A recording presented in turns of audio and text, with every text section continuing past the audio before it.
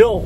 What's up again mga kakuso at mga karpintero at mga karpintera, and you're now watching here again our channel Karpintero Pinoy TV by GCS Woodworks. So ayun guys, for today's vlog, muli na naman tayong tinawag ng ating client. So ayun guys, gagawin naman natin is dyan yan sa Prisma Residence. Ang gagawin natin is yung bagong building. So yung client natin is from USA again. So ang gagawin natin is yung Kiran. So yung tiga Kiran dyan, so bagong turnover lang tong mga unit dito kasi bagong building to ng Prisma. So ito guys, para sa inyo to. So ito yung sample natin na gagawin dito at ito yung unang-una natin. So ayun guys, kung excited na kayo, puntaan na natin siya para malaman natin kung ano yung pagkagawa sa atin ng ating client from USA. So ano pa hinihintay nyo guys, let's go. So ayun na nga guys, at nakarating na tayo dito sa unit ng ating client. So dito nga pala yan sa Prisma Residences.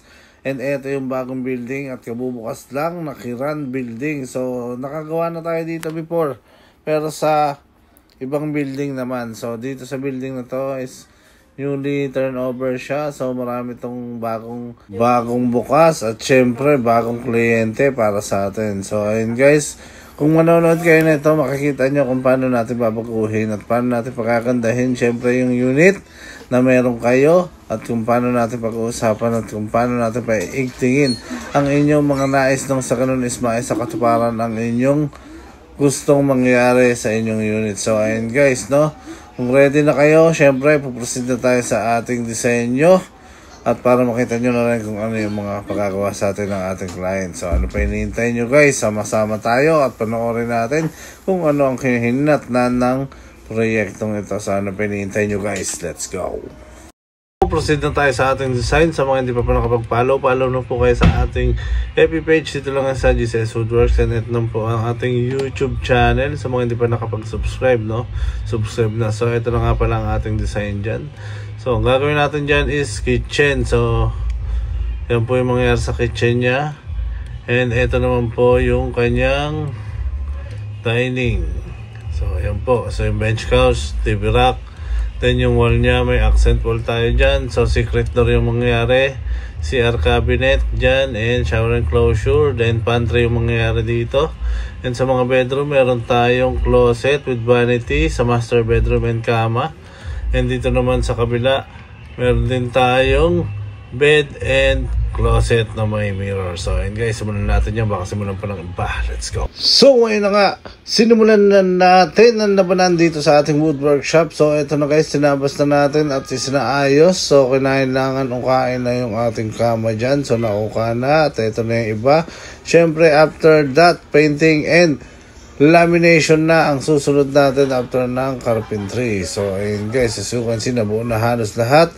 At syempre puproceed na yan sa ating lamination and painting. So after that, syempre proceed tayo sa delivery and syempre installation sa site. So meron tayong ceiling sa site, doon na rin gagawin.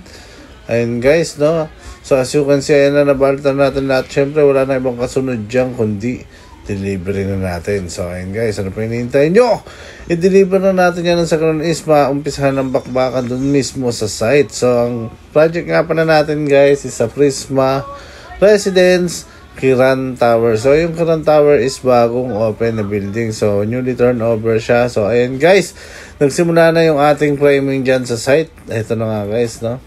Kasi may ceiling works tayo dyan. So mamaya makita nyo kung gaano kaganda ang ating ginawa at kung paano natin in-execute yung project ito. So sana makatulong to sa mga nanonood natin, sa mga subscribers, sa mga viewers natin, sa mga gusto magpagawa para magkaroon sila ng idea, baka gusto nila makakuha ng disenyo para sa kanilang unit, pwede naman. So ayun guys, no, syempre after that, ayan na, meron na tayong ilaw dyan. Syempre ayan na rin yung board, natakpan na rin natin yung ceiling. At syempre, paiilawin na natin yan mamaya. At ayun nga guys, no?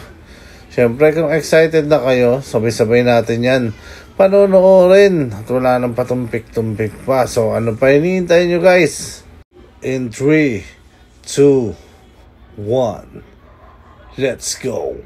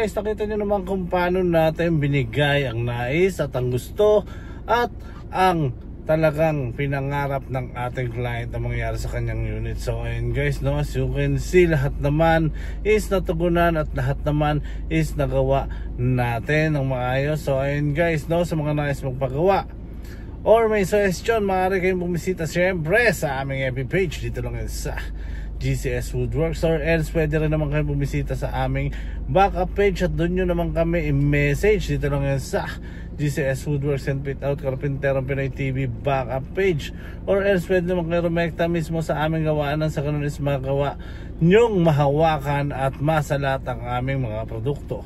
So ayun guys, no, may sabon naman yan. Dito lang yan sa GCS Woodworks and Fit Out at makakarating kayo sa amin sakto dito yung punto sa aming lugar. So ayun guys, no, sa mga nais magpagawa, lalo na yung mga DMCI, SMDC, Abida, Albeo, so welcome kayo dito sa aming page at handa namin kayong tulungan at handa namin tugunan ang mga nais nyong ipagawa sa amin. So ayun guys, no, sa mga hindi pa po nakapag-subscribe, please like, share, and subscribe, and please click the notification bell below para update kayo sa lahat ng mga bagong videos na ilalabas namin. So marami pa tayong mga pananamikan at aabangan ng mga video, basta tutok lang kayo dito sa ating Karpinterong Pinoy TV by GCS Woodworks. So ayun guys, no, hanggang dito na lang, hanggang sa muli, break it down.